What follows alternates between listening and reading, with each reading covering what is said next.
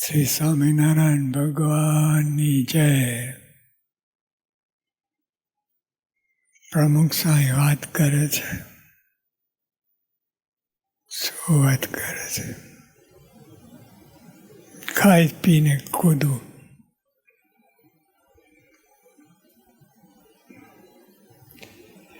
આપણે બધું જ સમજતા હોઈએ, બધું જ સમજતા હોઈએ, આપણે બધું જ સમજતા હોઈએ.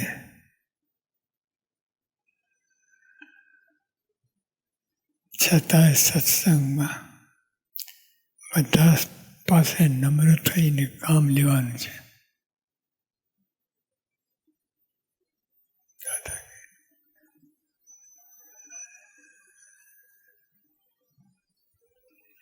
આપણે બધો જ સમજતા હોઈએ, છતાંય સત્સંગમાં બધા પાસે નમ્ર થઈને કામ લેવાનું છે.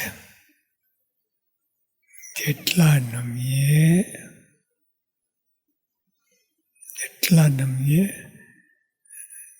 નમીને ચાલશું તેટલા તમને પૂછવા આવશે.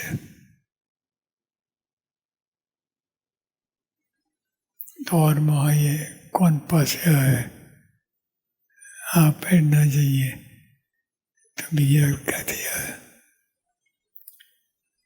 જેટલા નમીને ચાલશું તેટલા તમને પૂછવા આવશે. આપણે કડક થઈએ તો બીજો વધારે કડક થાય. વધારે કડક થતા જાય.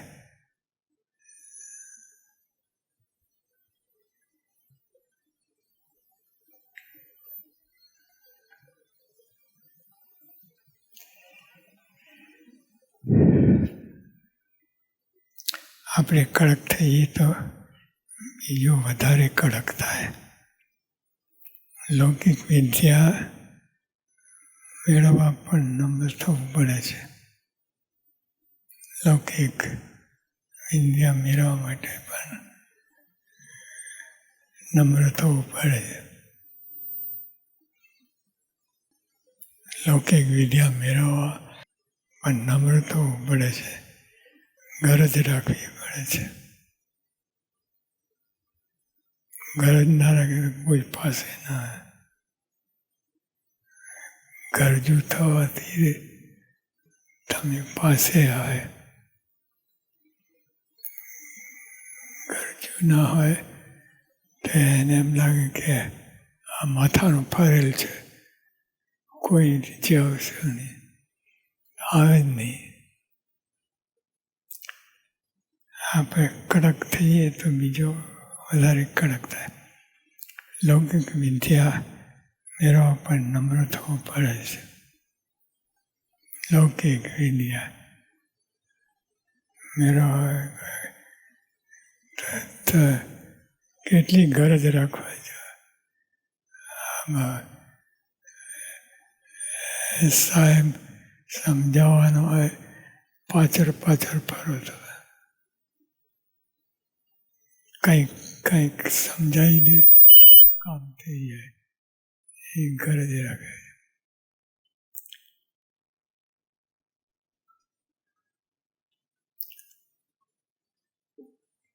લૌકિક વિદ્યા મેળવવા માટે નમ્ર થવું પડે છે. ગરજ રાખવી પડે છે.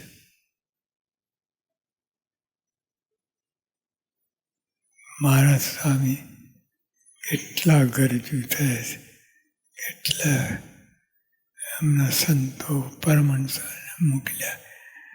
ઓલા મારે હેઠા પાડી દે તો એ સાથે ચાલે. કેટલી ગરજ. લૌકિક વિદ્યા મેળવવા પણ નમ્ર થવું પડે છે. ગરજ રાખવી પડે. તો આ તો બ્રહ્મ થવું છે. એને ગુણાકાર કરવું પડે તો કેટલી ગરજ રાખવી પડે. ગરજ રાખવી પડે તો આ તો બ્રહ્મ થવું છે. ને ધામમાં જવું છે તો કેટલી ગરજ નમ્રતા રાખવી પડે.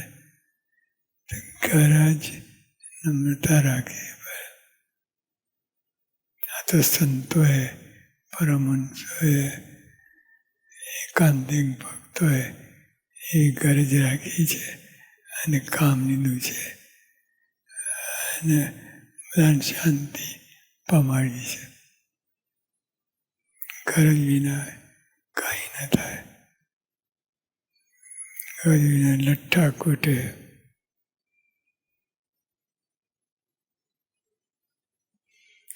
તો બ્રહ્મરૂપ થવું છે ને ધામમાં જવું છે તો કેટલી ગરજ નમ્રતા રાખવી પડે. આ સત્સંગ મળ્યો, સત્સંગમાં આવ્યા, સત્સંગી નામ પડ્યું એટલે ગરજવાન થવું પડે. કેમ? ભગવાન રાજી કરવા છે. ભગવાન રાજી કરવા તો હોઈ રહો, કોઈ પૂછે નહીં. પણ ભગવાનને રાજી કરવા છે તો આપણે ગરજ રાખવી પડે. સહજાનંદ સ્વામી મહારાજ